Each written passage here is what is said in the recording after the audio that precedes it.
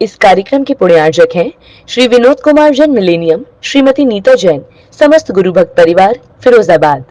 वियान फिनकैप, समस्त गुरु भक्त परिवार Gandhinagar Gujarat. Shrimati Trishala Jain, doctor Monika Jain, doctor Neeraj, Nikhil, Sejal Jain, Paschim Vihar Delhi. Shrimati Santosh Jain, Shri Vishal Chand Jain, Shrimati Poonam Jain CMA, Pankaj Jain, Amit Jain, राशि जैन, उन्नति जैन, सेक्टर 37 नोएडा। श्री पारसमल, इंदिरा देवी, संजय, विनीता, अजय, नीतू जैन, बाकलीवाल परिवार सूरत। त्रिकालवर्ती त्रैलोक पूज विश्वाराध्य पंच परमेष्टि भगवान की अनंतानंत सिद्ध परमेष्टि भगवान की वर्तमान जन शासन नायक श्री वर्धमान महावीर भगवान की परम पूज्य आचार्य भगवान श्री समंत्र भद्र स्वामी मुनि महाराज की परम पूज्य सिद्धांत चक्रवर्ती श्वेत पिछाचार्य गुरुदेव श्री विद्यानंद जी मुनि महाराज की विश्व कल्याणकारक अहिंसा प्रधान श्रीमद विश्व धर्म की धर्म स्नेही सत श्रद्धालु यहाँ पर उपस्थित आप सभी भव्यवर पुंडरीक पुण्यात्मा महानुभाव रत्नकंडक श्रावकाचार्य की वाचना के दौरान आज नवम नंबर की कारिका क्रमांक 9, जिसमें परमार्थभूत शास्त्र का लक्षण बताया, उसके संबंध में यहाँ पर चर्चा करते हैं। लक्षण के बिना लक्ष्य की पहचान नहीं होती। लक्षण ऐसा हो जो अति व्याप्ति दोष से दूषित न हो, अव्याप्ति दोष से दूषित न हो, असंभवी दोष से दूषित न हो, निर्दोष लक्षण हो। वह लक्षण ही समर्थ लक्षण होता है अपने लक्ष्य का परिज्ञान कराने में। यदि कोई लक्षण अति व्याप्ति या अव्याप्ति या असंभवी दोष से दूषित होते हैं तो वे लक्षण सम्यक नहीं होते और उससे उस वस्तु का समीचीन परिज्ञान भी नहीं होता। शास्त्र परमार्थभूत कौन से हैं?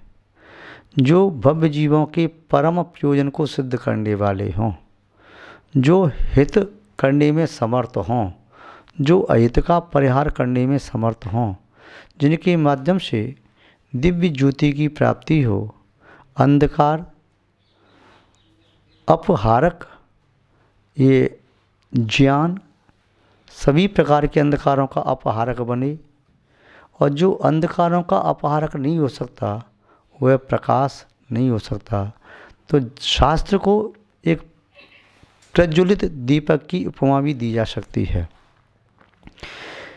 समीचीन शास्त्र का लक्षण बताते हुए आचार्य भगवान समंतभद्र स्वामी जी यहाँ पर बताते हैं, आप तो पंच मनुल्लंघ्य मद्रष्टेष्ट विरोधकम तत्वोपदेश कृत सार्वम शास्त्रम कापत घट्टनम। इस छोटी सी कारिका में शास्त्र की विशेषता बताई। समीचीन शास्त्र वह है जो शास्त्रा के द्वारा उपदिष्ट है। शास्त्रा उत्कृष्ट होता है धर्म प्रवर्तक तीर्थंकर केवली। आप्त का अर्थ देखा था अनंत चतुष्टय से युक्त, नव केवल लब्धियों से युक्त, अथवा जिन्होंने आत्मा के स्वभाव को प्राप्त किया है, घातिया कर्मों को नष्ट कर दिया है, वे आप्त परमेष्टि अपनी आत्मा में रहते हुए आत्मा के वैभव को प्राप्त करके उस वैभव को प्राप्त करने की विधि का जब प्रतिपादन करते हैं तब निस्संदेह वह विधि प्रामाणिक होती है। तो प्रामाणिक शास्त्र वह है जो प्रामाणिक वक्ता के द्वारा कथित हो।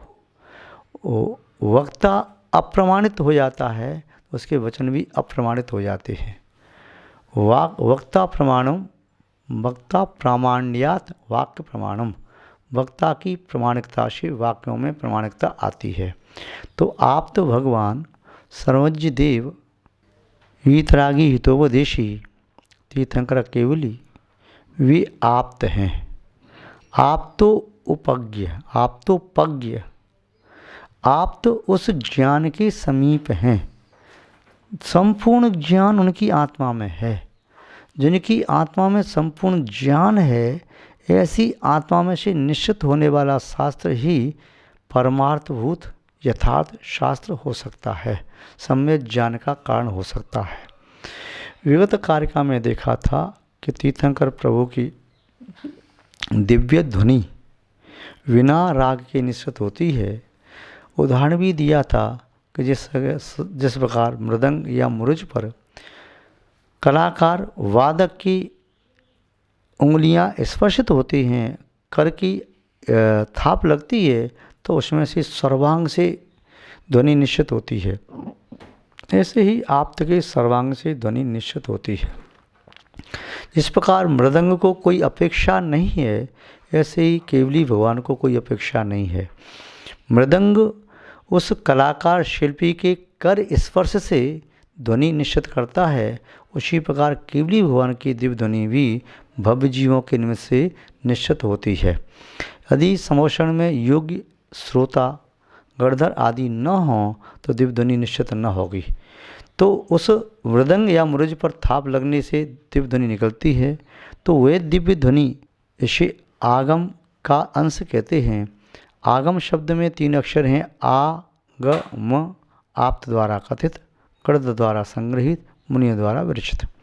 तो आप्त के द्वारा उपज्ञ, आप्त के द्वारा प्रणीत, आपके द्वारा कथित, आपके द्वारा निःसृत, जो आप्त रूपी पर्वत से हिमालय से निकली है गंगा नदी की तरह से, ऐसी वाणी भव्य जनों के चित्त को पवित्र करने वाली, जिस जनवाणी रूपी उस गंगा में ज्ञानी जन जैसे हंस पक्षी कलरव करते हैं, आनंद का अनुभव करते हैं, किंतु कीचड़ में आनंद मनाने वाले उस निर्मल जल में आनंद नहीं लेते।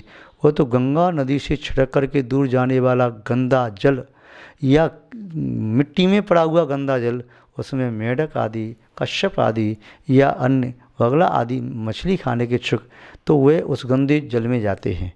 किंतु शुद्ध जल में मराल, राजहंस पक्षी, ऐसी भगवान की दिव्य ध्वनि जो सम्यक वाणी है, उसमें ऋषि मुनि यति अनगार श्रावक श्राविका आर्यका यानी समदृष्टि धर्मात्मा व्यक्ति उस जिनवाणी में अवगाहन करते हैं। वह जिनवाणी उनके लिए अमृतभूत है। और कैसी है वह जिनवाणी? भगवान की वाणी कैसी है? वह आगम कैसा होता है? अनुल्लंघ्य, वह किसी के द्वारा उल्लंघन करने के योग्य नहीं।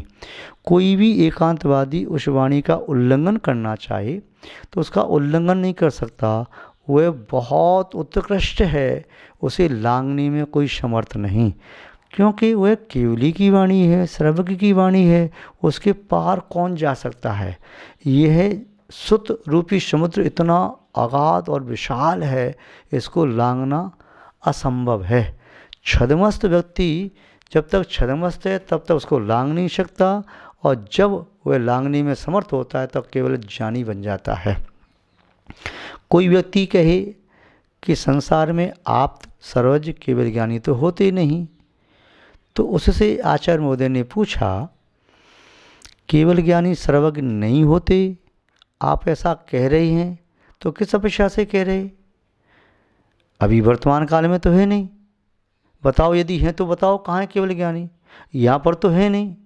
ठीक है, यदि आप ऐसा कहते हैं कि केवल ज्ञानी सर्वज्ञ आप्त भगवान अभी इस वर्तमान काल में नहीं है, इस समय यहाँ पर नहीं है, ठीक है, ये बात हमें भी इष्ट है कि सर्वज्ञ भगवान यहाँ पर नहीं है और इस क्षेत्र में नहीं है, तो कहीं दूसरे क्षेत्र में या कभी भूतकाल में हुए थे, भविष्य में हो सकते हैं, इसमें आपको मानने में क्या हर्ज है? वह कहता है नहीं, मैं कहता हूँ कि सर्वज्ञ भगवान तो न तो यहाँ हैं, न वहाँ हैं, न कहीं भी नहीं हैं। इस पूरे विश्व में कहीं है ही नहीं सर्वज्ञ, और न आज हैं, न कल थे, न आगे हो सकेंगे। आचार्य महोदय पूछते हैं, भैया तुमने क्या संपूर्ण लोक आलोक को जान लिया? क्या तुमने संपूर्ण अतीत काल को, अनागत काल को जान लिया, वर्तमान काल को जान लिया? जो तुम कहते हो कि सर्वज्ञ अतीत काल में कभी नहीं हुए, अनागत काल में कभी नहीं होंगे, यहाँ पर भी नहीं है, लोक लोक में कहीं भी नहीं है, ऐसा तुमने जान लिया है? क्या आप तीनों कालों के संपूर्ण समय की अपेक्षा संपूर्ण समय के ज्ञाता हो गए? क्या संपूर्ण चित्त के आप ज्ञाता हो गए? वह कहता है ऐसा ही मान लो। ठीक है, यदि आप कहते हैं कि आपने तीनों काल और तीनों लोगों के बारे में जान लिया तो ठीक है, फिर तो तुम ही सर्वज्ञ हो गए। हम यही तो कहना चाहते हैं, जो सर्व को जानता है, संपूर्ण को जानता है, संपूर्ण क्षेत्र संपूर्ण काल की बातों को जानता है, वह सर्वज्ञ है। वह कहता है नहीं नहीं मैं नहीं जानता। तो नहीं जानता तो ठीक है, अब मान लो बात को कि सर्वज्ञ होता है, आज नहीं है, यहाँ नहीं है, किंतु कभी था, आगे भी होगा, कि दूसरे क्षेत्र में आज भी हो सकता है। तो सर्वज्ञ भगवान वह प्रकाशदर्शी, सर्वदर्शी, सर्वज्ञ होते हैं। उनके द्वारा कही हुई बात मुख से नहीं कहते, सर्वांग से निश्चित होती है। वहाँ जाति के देव भाषा रूप वह प्रणत करते हैं। सभी भव्य जीवों को अपनी अपनी भाषा में समझ में आती है। वे मागध जाति के देव 18 महाभाषाओं में और 700 लघु भाषाओं में प्रणत कर देते हैं उन ओंकार में दिव्य ध्वनि को या अनक्षर रूप दिव्य ध्वनि को। और कैसी है दिव्य ध्वनि? शास्त्र कैसा है? अदृष्टेष्ट विरोधकम अनुलंघ्य। तो यह दिव्य ध्वनि, ये शास्त्र प्रत्यक्ष और अनुमान आदि परोक्ष ज्ञानों के द्वारा भी विरोध को प्राप्त नहीं होता। किसी भी युक्ति और तर्क से, किसी भी प्रत्यक्ष उदाहरण से या परोक्ष की बातों से यह कभी भी किंचित भी कैसे भी विरोध को प्राप्त नहीं होता। वे आगम आगम नहीं होता जो आगम का विरोधी हो। आगम का विरोध करने वाली बात यदि आप मानते हैं और उसे दृढ़ श्रद्धा से मानते हैं तो मिथ्या दृष्टि मानना चाहिए। क्योंकि आपकी बात यदि आगम का विरोध कर रही है तो आप आगमज्ञ नहीं हैं, आगमानुसारी नहीं है। आगमानुसारी व्यक्ति चाहे अल्पज्ञानी है चाहे बहुज्ञानी, वह सम्यदृष्टि धर्मात्मा सज्ञानी होता है। और कैसा होता है शास्त्र? शास्त्र वह है जिसमें तत्वोपदेश, संसार में विद्यमान जितने भी पदार्थ हैं उनका क्या क्या स्वभाव है, क्या क्या विभाव है, वो सब का कथन करने वाला वह शास्त्र होता है। तत्वोपदेश कृत। तो शास्त्रम, शास्त्र कैसा है? तत्वोपदेश, स्वभाव का कथन करने वाला, विभाव का कथन करने वाला, जिसका जैसा स्वभाव जैसा विभाव उसका कथन करने वाला। और सार्वम, शास्त्र का अगला लक्षण है वह सार्वम, सार्व होता है। सार्व शब्द का अर्थ है सर्वहितकारी, जो भी उसे ग्रहण करे उसका हित करने वाला। जैसे औषधि जाति आदि का भेद नहीं करती, रोग का निवारण करती है, ऐसी शास्त्र का ज्ञान आत्मा में विद्यमान जन्म जरा मृत्यु रूपी रोगों का निवारण करने वाला वह ज्ञान रूपी औषधि है। जिन वैणम परमोषहि, जिन वचन ही परम औषधि है। मेडिकल स्टोर पर गया कोई व्यक्ति दवा लेने के पहले ये नहीं कहता कि मैं ब्राह्मण कुल में पैदा हुआ हूँ, मुझे औषधि दे दो, या मैं वैश्य कुल में पैदा हुआ, या मैं यवन कुल में पैदा हुआ, या मैं शुद्ध कुल में पैदा हुआ, या मैं क्षत्रिय कुल में पैदा हुआ। वहाँ पर कुलों की औषधि नहीं दी जाती, मेडिकल स्टोर पर औषधि रोगों की दी जाती है। तो इस रोग को जिसने जान लिया है, उस रोग से जो मुक्त होना चाहता है, उसके लिए जिन शास्त्र आगम या परम औषधि की तरह से हैं। महानुभाव, शास्त्र जो होते हैं वह स्वपर हितैषी होते हैं। एक शब्द है शस्त्र, शस्त्र के माध्यम से पर का घात होता है और आत्मा की रक्षा होती है। शस्त्र के माध्यम से तन की रक्षा की जा सकती है, चेतन की नहीं, किंतु शास्त्र के माध्यम से चेतना की रक्षा की जाती है। शस्त्र जब चलाया जाता है तो अपने शरीर की सुरक्षा करके, जैसे ढाल और तलवार होती है, तो ढाल के माध्यम से शरीर की सुरक्षा, तलवार के माध्यम से पर का घात। तो घात करता है शस्त्र, पर का घात करता चला जाता है, घात करता चला जाता है। और वही शस्त्र यदि विधि का उल्लंघन करके संचालित किया जाए तो स्वयं के शरीर का भी घात कर देता है। शास्त्र का यदि उल्लंघन कर दें तो शास्त्र भी घातक बन सकता है। शास्त्र की विधि का उल्लंघन करने से वह घातक हो जाएगा। तो शास्त्र चेतना का रक्षक है, शास्त्र चेतना की रक्षा करने वाला है। शास्त्र वह इस प्रकार का एक कवच है जिस कवच को ग्रहण करने से, शास्त्र की आज्ञा का पालन करने से, शास्त्र रूपी वचनों को आवृत करने से कर्म अपना प्रहार आत्मा पर नहीं कर पाते। और इसके साथ साथ शास्त्र औषधि भी है, तो वह विद्यमान जन्म जरा मृत्यु जैसे रोगों को दूर करता है। और शास्त्र के वचन पौष्टिक तत्व भी हैं। जो शास्त्रों के शब्दों का सेवन करता है वह सेवन करने से भाव शुद्ध ज्ञान प्रकट होता है। शास्त्र के माध्यम से भाव शुद्ध ज्ञान प्रकट हुआ, शक्ति आई, आत्मा की शक्ति जगी। शास्त्र के माध्यम से व्यक्ति जब प्रबल होता है, समर्थ होता है, तब पाप पुंज को प्रक्षालन करने में, पाप पुंज को ध्वस्त करने में और पाप रूपी ईंधन को जलाने में वह समर्थ हो जाता है। तो महानुभाव यहाँ पर शास्त्र के बारे में जो बताया कि शास्त्र का स्वाध्याय करो, तो शास्त्र का लक्षण क्या है कि जो आप द्वारा कथित है वह शास्त्र है।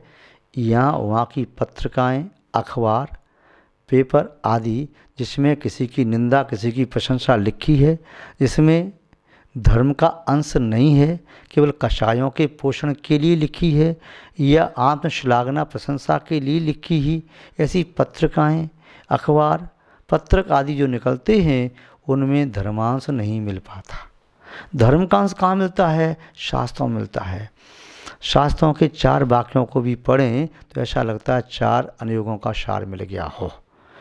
शास्त्र चारों प्रकार सिद्ध करता है, प्रथमानुयोग, करणानुयोग, चरणानुयोग, द्रव्यानुयोग। चारों अनुयोग आत्मा का चारों प्रकार से हित करने वाले होते हैं। तो ये शास्त्र जो खोटे मार्ग का खंडन करे, चित्त में विद्यमान एकांत मिथ्यात्व आदि का दूर करने वाला हो, अपहरण करने वाला हो, वही सम्यक शास्त्र दीपक की तरह से स्वपर प्रकाशी और स्वपर हितैषी होता है। ऐसी शास्त्र की आराधना, उपासना अवश्य करना चाहिए। वह शास्त्र श्रद्धान के योग्य है, ग्रहण करने के योग्य है और आचरण करने के योग्य है। आप सब उसके अनुसार अपनी प्रवृत्ति बनाने का सम्यक पुरुषार्थ करें। यही हम आपके प्रति भावना भाते हैं और इन्हीं भावनाओं के साथ अपनी शब्द श्रृंखला को यहाँ पर विराम देते हैं। जय बोलिए श्री शांतिनाथ भगवान की, परम पूज्य आचार्य भगवान श्री समंतभद्र स्वामी मुनि महाराज की, परम पूज्य आचार्य गुरुदेव श्री विद्यानंद जी मुनि महाराज की, विश्व कल्याण कारक अहिंसा प्रदान श्रीमद विश्व धर्म की। कार्यक्रम के पुण्यार्चक थे श्री विनोद कुमार जैन मिलेनियम, श्रीमती नीता जैन, समस्त गुरु भक्त परिवार, फिरोजाबाद। वियान फिनकैप, समस्त गुरु भक्त परिवार, Gandhinagar, Gujarat. Shrimati Trishala Jain, doctor Monika Jain, doctor Neeraj, Nikhil, Sejal Jain, Paschim Vihar, Delhi. Shrimati Santosh Jain, Shri Vishal Chand Jain, Shrimati Poonam Jain, CMA Pankaj Jain, Amit Jain, राशि जैन, उन्नति जैन, सेक्टर 37, नोएडा। श्री पारसमल, इंदिरा देवी, संजय, विनीता, अजय, नीतू जैन, बाकलीवाल परिवार, सूरत।